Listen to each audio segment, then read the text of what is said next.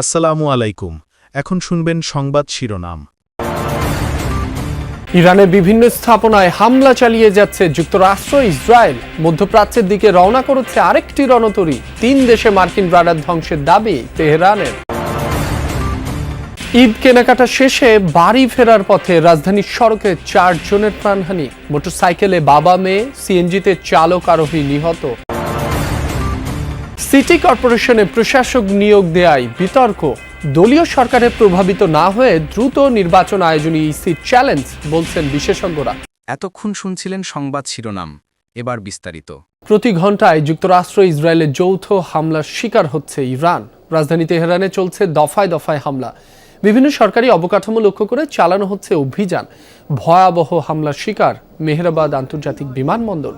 সর্বোচ্চ নেতার কার্যালয়ের deputy chief of staff Ali Asghar হেজাজিকে লক্ষ্য করে বিমান হামলা চালিয়েছে ইসরায়েল। এতে তিনি নিহত হয়েছেন দাবি বিভিন্ন ইসরায়েলি গণমাধ্যমের। কোম শহরে যৌথ হামলায় নিহত হয়েছে অন্তত 2 জন। নাতানজ শহরেও হয়েছে বিস্ফোরণ। এক সপ্তাহে ইরানের 3,500-এর বেশি লক্ষ্যবস্তুতে হামলা চালানো হয়েছে দাবি মার্কিন সেনাবাহিনীর।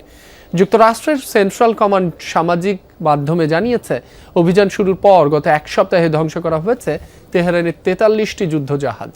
মধ্যপ্রাচ্যে আরও একটি রণতরী মোতায়েন করছে যুক্তরাষ্ট্র। এরই মধ্যে অঞ্চলটির দিকে রওনা দিয়েছে তৃতীয় মার্কিন aircraft carrier USS George H W. Bush. মার্কিন সংবাদ মাধ্যম ফক্সের প্রতিবেদনে এই তথ্য জানানো হয়েছে। নিমিটজ শ্রেণীর রণতরীটি অতিক্রম করছে আটলান্টিক মহাসাগর। গেল মাসের মাঝামাঝি সমুদ্রে একটি পূর্ণাঙ্গ সমন্বিত যুদ্ধ দল হিসেবে প্রশিক্ষণ নিয়েছিল এটি। ফেব্রুয়ারিতেই পেন্টাগনের একাধিক কর্মকর্তা জানিয়েছিলেন 2 সপ্তাহের মাঝেই মধ্যপ্রাচ্যে পাঠানো হবে ইউএসএস জর্জ এইচ.ডব্লিউ. বুশ রণতরী। তবে পরিকল্পনায় পরিবর্তন আসতে পারে বলেও জানানো হয়েছিল। এর আগে মধ্যপ্রাচ্যে আরও 2 মার্কিন রণতরী আব্রাহাম লিঙ্কন ও ইউএসএ জেরার্ড আর ফোর্ড মোতায়েন করে যুক্তরাষ্ট্র। ইরানের কাছ থেকে নিঃশর্ত আত্মসমর্পণ দাবি করেছেন মার্কিন প্রেসিডেন্ট ডোনাল্ড ট্রাম্প। শুক্রবার নিজের সামাজিক মাধ্যম ট্রুথ সোশ্যালে একটি পোস্ট করেন তিনি। সেখানে বলেন, বিনা শর্তে আত্মসমর্পণ ছাড়া তেহরানের সাথে কোনো চুক্তি করবে না ওয়াশিংটন। তবে ইরান গ্রহণযোগ্য নতুন নেতৃত্ব বেছে নিলে যুক্তরাষ্ট্র ও তার মিত্ররা দেশটির অর্থনৈতিক উন্নয়নে কাজ করবে। এমনটি ঘটলে ইরানের ভবিষ্যৎ ভালো হবে বলেও দাবি মার্কিন প্রেসিডেন্টের।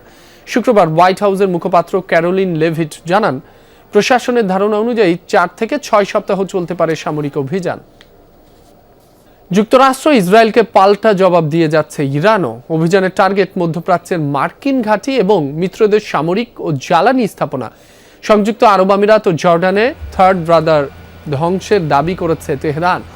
কাতারেও যুক্তরাষ্ট্রের FPS-132 রাডার ধ্বংসের কথা জানিয়েছে তারা। শুক্রবার এক বিবৃতিতে ইরানের বিপ্লবী গার্ড IRGC জানিয়েছে, অপারেশন ট্রু প্রমিস এর 23তম দফা পরিচালনা করেছে তারা। ইসরায়েলি রাজধানী বেন গুরিয়ন বিমানবন্দর ও হাইফার সামরিক স্থাপনা টার্গেট করে হয়েছে হামলা। তেল আবিবের দাবি কেউ হতাহত হয়নি, যদিও দিন রাত সাইরেন বাজতে শোনা গেছে ইসরায়েলের বিভিন্ন এলাকায়। শুক্রবারের অভিযানে খোররাম শাহ 4 মিসাইল ব্যবহারের কথা জানিয়েছে IRGC। ইরাকের বসরায় যুক্তরাষ্ট্রসহ বিভিন্ন বিদেশি তেল কোম্পানির কর্মীদের আবাস লক্ষ্য করে হামলা হয়েছে। লেবাননে দফায় দফায় চলছে ইসরায়েলি সেনাবাহিনীর হামলা। এতে প্রাণ হারিয়েছে অন্তত 7 জন। বিশেষ করে দেশটির দক্ষিণাঞ্চলে হিজবুল্লাহ নিয়ন্ত্রিত এলাকায় অভিযান চালাচ্ছে IDF। বিমান হামলার শিকার ত্রিপলি, টাইর, সিদন সহ বিভিন্ন এলাকা। 4 দিনে লেবাননের বিভিন্ন এলাকা থেকে বাস্তুচ্যুত কমপক্ষে 3 লাখ মানুষ। দেশটির স্বাস্থ্য মন্ত্রণালয় জানিয়েছে, সোমবার থেকে ইসরায়েলের হামলায় দেশজুড়ে 217 জন নিহত ও আহত হয়েছে 798 জন। শুক্রবার কিছু আবাসিক ভবন সহ হিজবুল্লাহর 115টি লক্ষ্যবস্তুতে হামলার কথা স্বীকার করেছে IDF। অন্যদিকে দক্ষিণ লেবাননে ইসরায়েলের স্থল আক্রমণের বিরুদ্ধে লড়াই চালিয়ে যাওয়ার দাবি হিজবুল্লাহর। ত্রয়োদশ জাতীয় সংসদের প্রথম অধিবেশন সামনে রেখে বিএনপি দলীয় সংসদ সদস্যদের জন্য প্রশিক্ষণ কর্মশালার 2য় দিন চলছে। গুলশানের চেয়ারম্যানের দলীয় কার্যালয়ে সকাল 10টায় শুরু হয় এই কর্মশালা। সকালের পর্বে ঢাকা জেলা, ময়মনসিংহ, ফরিদপুর ও ঢাকা বিভাগের সংসদ সদস্যরা অংশ নিয়েছেন। বিকালের পর্বে সিলেট, কুমিল্লা ও চট্টগ্রাম বিভাগের এমপিরা অংশ নেবেন। জানা গেছে, কর্মশালায় সংসদের কার্যপ্রণালী, আচরণবিধি, বিল প্রণয়ন ও পর্যালোচনা, বাজেট সংক্রান্ত নথি বিশ্লেষণ ও সংসদীয় কমিটিগুলোর কার্যক্রম সহ বিভিন্ন বিষয়ে প্রয়োজনীয় বিধিবিধান নবনির্বাচিত সংসদ সদস্যদের সামনে উপস্থাপন করা হচ্ছে। অভিজ্ঞ এমপিরা তাদের অভিজ্ঞতা নতুনদের কাছে তুলে ধরছেন। কর্মশালায় সংসদ কার্যকর করতে সংসদ সদস্য ও মন্ত্রিসভার সদস্যদের দায়িত্ব ও ভূমিকা সম্পর্কে তুলে ধরবেন সংসদ বিশেষজ্ঞ, শিক্ষাবিদ ও প্রবীণ সংসদ সদস্যরা। দেশের বিভিন্ন জেলায় পেট্রোল পাম্প ও ডিপোতে আজও রয়েছে ক্রেতাদের ভিড়। যানভিত্তিক কোটা মেনেই দেয়া হচ্ছে জ্বালানি তেল। যুক্তরাষ্ট্র ইসরায়েলের সাথে ইরানের চলমান যুদ্ধের কারণে জ্বালানি তেল সংকটের সংখ্যায় পাম্পে ভিড় করছেন ক্রেতারা।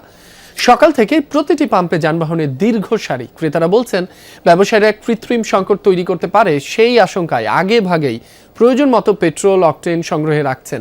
তবে কোথাও কোথাও তেল শেষ হয়ে যাওয়ায় সাময়িকভাবে পাম্প বন্ধ রাখা হয়েছে।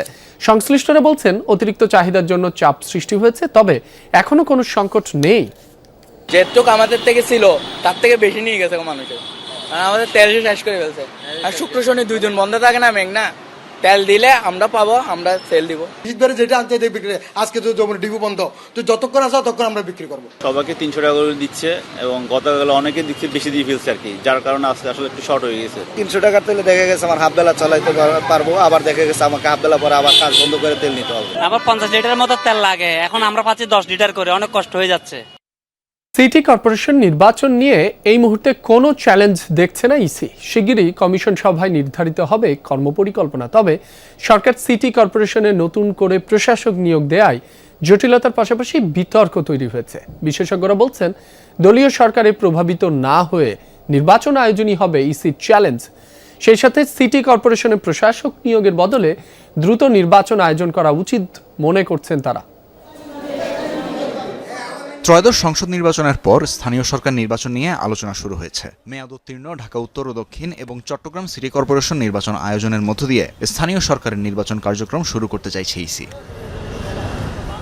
আইন অনুযায়ী মেয়াদ শেষ হওয়ার পূর্ববর্তী 180 দিনের মধ্যে সিটি কর্পোরেশন নির্বাচন দেওয়ার বাধ্যবাধকতা আছে। সেই অনুযায়ী ঢাকার 2 সিটির মেয়াদ পূর্ণ হয়েছে গত বছর, আর চট্টগ্রামে শেষ হয়েছে এবছর 22 ফেব্রুয়ারি। কমিশন বলছে, সিটি কর্পোরেশন নির্বাচন নিয়ে চ্যালেঞ্জ না থাকলেও এসব নির্বাচন আয়োজন নিয়ে সভায় বসবে কমিশন। আগে আমরা একটা ওয়ার্ক প্ল্যান করবো, ওয়ার্ক প্ল্যান করার পরে কি বলে যে আমরা চ্যালেঞ্জ অ্যাসেপ্ট করব। এই মুহূর্তে তো আমাদের কোনো চ্যালেঞ্জ আমরা দেখতেছি না।